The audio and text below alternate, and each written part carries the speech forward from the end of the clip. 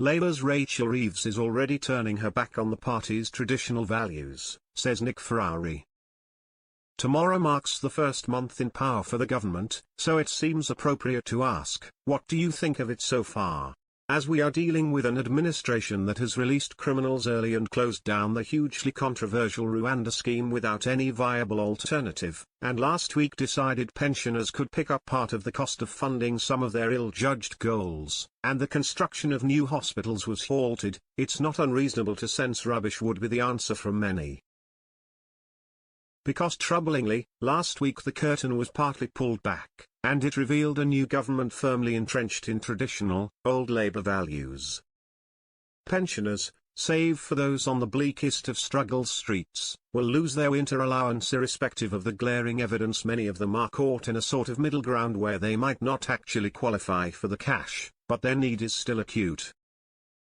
In more instances than not, they have paid into the system for decades, supposedly in the belief they would be looked after wherever possible when they reached retirement age.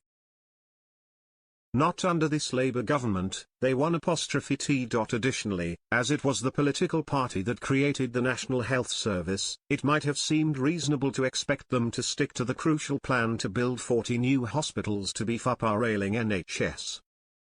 Not under this Labour government.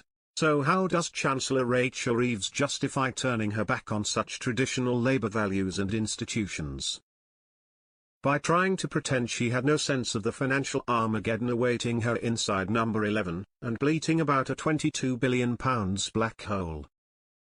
But sorry Chancellor, this financial tosh just won't wash. During the election campaign Ms Reeves gave an interview, declaring we've got the OBR, Office for Budget Responsibility, now, you don't need an election to find out about the country's finances. And again during the campaign, the influential Institute for Financial Studies released a projection of a black hole totaling £20 billion, close enough someone who supposedly boasts the financial acumen of Ms Reeves to get a clear sign of how the books looked. And lastly, £9 billion of this supposed financial nightmare is of her very own making. She wasn't mandated to give above-inflation pay rises to teachers and other public sector workers, nor to agree to a 22% pay hike over 2 years for junior doctors. In November last year, when it was floated that cutting pensioners' fuel allowance could be introduced, a politician called Darren Jones was rightly concerned and challenged then-Chancellor Jeremy Hunt in a letter in which he wrote about pensioners being deeply concerned about such speculation, especially ahead of winter, and anxious that their incomes may be under threat.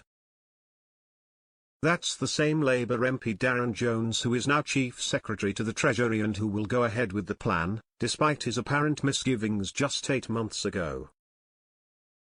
Promises from Reeves and Sir Keir Starmer about delivering a fairer society are ringing hollow already, as how is it fair to punish pensioners while handing out billions to what are broadly your loudest cheerleaders, public sector workers,